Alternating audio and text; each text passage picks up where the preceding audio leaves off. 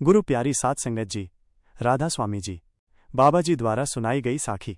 किसी शहर के रेलवे स्टेशन पर एक भिखारी रहता था।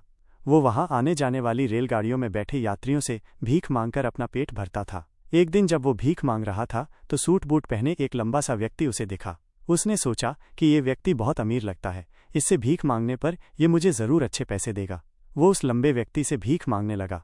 भिखारी को देखकर उस लंबे व्यक्ति ने कहा, तुम हमेशा मांगते ही रहते हो, क्या कभी किसी को कुछ देते भी हो? भिखारी बोला, साहब मैं तो भिखारी हूँ, हमेशा लोगों से मांगता ही रहता हूँ, मेरी इतनी औकात कहाँ कि किसी को कुछ दे सकूं। लंबा व्यक्ति बोला, जब किसी को कुछ दे नहीं सकते तो तुम्हें मांगने का भी कोई हक नहीं है। मैं एक व्यापारी हूँ और लेन देन में ही विश्वास करता हूँ। अगर तुम्हारे पास मुझे कुछ देने को हो तभी मैं तुम्हें बदले में कुछ दे सकता हूँ। इतना कहने के बाद वो लंबा आदमी ट्रेन में बैठकर चला गया। इधर भिखारी उसकी कही गई बात के बारे में सोचने लगा। उस लंबे व्यक्ति के द्वारा कही गई बात उस भिखारी के दिल में उतर गई।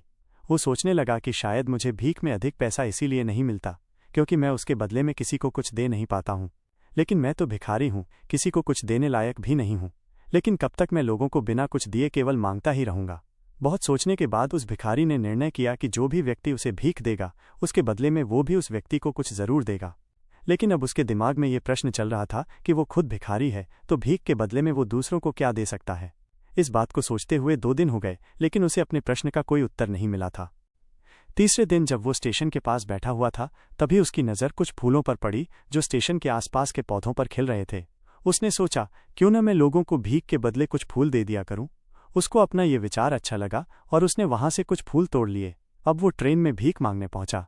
अब जब भी कोई उसे भीख देता तो उसके बदले में वो भीख देने वाले को कुछ फूल दे देता। उन फूलों को लोग खुश होकर अपने पास रख लेते थे। अब भिखारी रोज फूल तोड़ता और भीख के बदले में उन फूलों को लोगों में बांट देता था। कुछ ही दिनों में उसने महसूस किया कि अब उसे बहुत अधिक लोग भीख देने लगे हैं। उस स्टेशन के पास के सभी फूलों को तोड़ लाता था। जब तक उसके पास फूल रहते थे तब तक उसे बहुत से लोग भीख देते थे, लेकिन जब फूल बांटते बांटते खत्म हो जाते तो उसे भीख भी नहीं मिलती थी। अब रोज ऐसा ही चलता रहा। एक दिन जब वो भीख मांग रहा था तो उसने देखा कि वही लंबा व्यक्ति ट्रेन में बैठा है, जिसकी वजह से उसे भीख के बदले फूल देने की प्रेरणा मिली थी। वो तुरंत उस व्यक्ति के पास पहुंच गया और भीख मांगते हुए बोला, आज मेरे पास आपको देने के लिए कुछ फूल हैं, आप मुझे भीख दीजिए तो बदले में मैं आपको कुछ फूल दूंगा।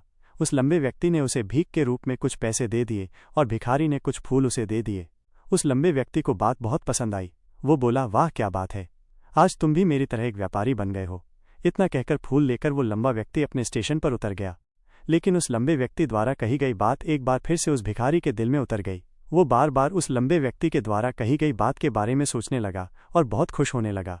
उसकी आंखें अब चमकने लगी। उसे लगने लगा कि अब उसके हाथ सफलता की वो चाबी लग गई है जिसके द्वारा वो अपने जीवन को बदल सकता है। वो तुरंत ट्रेन से नीचे उतरा और उत्साहित होकर बहुत तेज आवाज में ऊपर आसमान की तरफ देखकर बोला, मैं भिखारी नहीं हूँ, मैं तो एक व्यापारी हूँ, मैं भी अमीर बन सकता हूँ। लोगों ने उसे देखा तो सोचा कि शायद ये भिखारी पागल हो गया है और अगले दिन से वो भिखारी उस स्टेशन पर फिर कभी नहीं दिखा। लेकिन 6 महीने बाद इसी स्टेशन पर 2 व्यक्ति सूट बूट पहने हुए यात्रा कर रहे थे। दोनों ने एक दूसरे को देखा तो उनमें से एक ने दूसरे से हाथ मिलाया और कहा, क्या आपने मुझे पहचाना? दूसरा व्यक्ति बोला, नहीं, क्योंकि मेरे हिसाब से हम लोग पहली बार मिल रहे हैं। पहला व्यक्ति बोला, नहीं, आप याद कीजिए, हम पहली बार नहीं बल्कि तीसरी बार मिल रहे हैं। दूसरा व्यक्ति बोला, मुझे याद नहीं, वैसे हम पहले 2 बार कब मिले थे? अब पहला व्यक्ति मुस्कुराया और बोला, हम पहले भी 2 बार इसी ट्रेन में मिले थे। मैं वही भिखारी हूँ जिसको आपने पहली मुलाकात में बताया कि मुझे जीवन में क्या करना चाहिए और दूसरी मुलाकात में बताया कि मैं वास्तव में कौन हूँ। दूसरा व्यक्ति मुस्कुराया और अचंभित होते हुए बोला, ओह, याद आया, तुम वही भिखारी हो जिसे मैंने एक बार भीख देने से मना कर दिया था और दूसरी बार मैंने तुमसे कुछ फूल खरीदे थे। लेकिन आज तुम ये सूट बूट में कहाँ जा रहे हो और आजकल क्या कर रहे हो? तब पहला व्यक्ति बोला, हाँ, मैं वही भिखारी हूँ, लेकिन आज मैं फूलों का एक बहुत बड़ा व्यापारी हूँ और इसी व्यापार के काम से ही दूसरे शहर जा रहा हूँ। कुछ देर रुकने के बाद वो फिर बोला, आपने मुझे पहली मुलाकात में प्रकृति का वो नियम बताया था जिसके अनुसार हमें तभी कुछ मिलता है जब हम कुछ देते हैं। लेन देन का ये नियम वास्तव में काम करता है।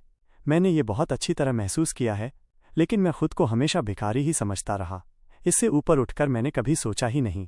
और जब आपसे मेरी दूसरी मुलाकात हुई तब आपने मुझे बताया कि मैं एक व्यापारी बन चुका हूँ। अब मैं समझ चुका था कि मैं वास्तव में एक भिखारी नहीं बल्कि व्यापारी बन चुका हूँ। मैंने समझ लिया था कि लोग मुझे इतनी भीख क्यों दे रहे हैं, क्योंकि वो मुझे भीख नहीं दे रहे थे बल्कि उन फूलों का मूल्य चुका रहे थे। सभी लोग मेरे फूल खरीद रहे थे क्योंकि इससे सस्ते फूल उन्हें कहाँ मिलते। मैं लोगों की नज़रों में एक छोटा व्यापारी था, लेकिन मैं अपनी नज़रों में एक भिखारी ही था। आपके बताने पर मुझे समझ आ गया कि मैं एक छोटा व्यापारी हूँ। मैंने ट्रेन में फूल बांटने से जो पैसे इकट्ठे किए थे, उनसे बहुत से फूल खरीदे और फूलों का व्यापारी बन गया। यहाँ के लोगों को फूल बहुत पसंद हैं और उनकी इसी पसंद ने मुझे आज फूलों का बहुत बड़ा व्यापारी बना दिया। दोनों व्यापारी अब खुश थे और स्टेशन आने पर साथ उतरे और अपने अपने व्यापार की बात करते हुए आगे बढ़ गए। दोस्तों, इस कहानी से हमें बहुत कुछ सीखने को मिलता है। कहानी में लंबा व्यापारी गिव एंड टेक के नियम को बहुत अच्छी तरह जानता था। दुनिया के सभी बड़े व्यापारी इसी जीवन के नियम का उपयोग करके सफल हुए हैं। इस फॉर्मूले को उसने भिखारी को भी बताया। भिखारी ने इस प्राकृतिक नियम को अपना लिया और इसका असर उसके जीवन में साफ दिखाई देने लगा। उसने अपनी सोच बदली और उसकी जिंदगी बदल गई। ये कहानी हमें बताती है कि हम यदि अपनी सोच बदल लें तो कुछ भी हासिल किया जा सकता है। यदि हम खुद को छोटा समझते रहेंगे तो हम हमेशा छोटे ही बने रहेंगे। बड़ा बनने के लिए हमें अपनी सोच को बदलना होगा और खुद के बारे में बड़ा सोचना होगा। कहानी का सार ये है कि सफलता आपकी सोच में छुपी होती है। खुद का आत्मसम्मान जगाइए, अपनी सोच को बड़ा बनाइए और देखिए कैसे आप सफलता के शिखर पर पहुंच जाते हैं। साखी अच्छी लगी हो तो हमारे इस चैनल को लाइक, सब्सक्राइब, शेयर जरूर करें। ये साखी अच्छी लगी हो तो ऐसी साखियां फिर से लेकर आएंगे जी। तब तक के लिए राधा स्वामी जी।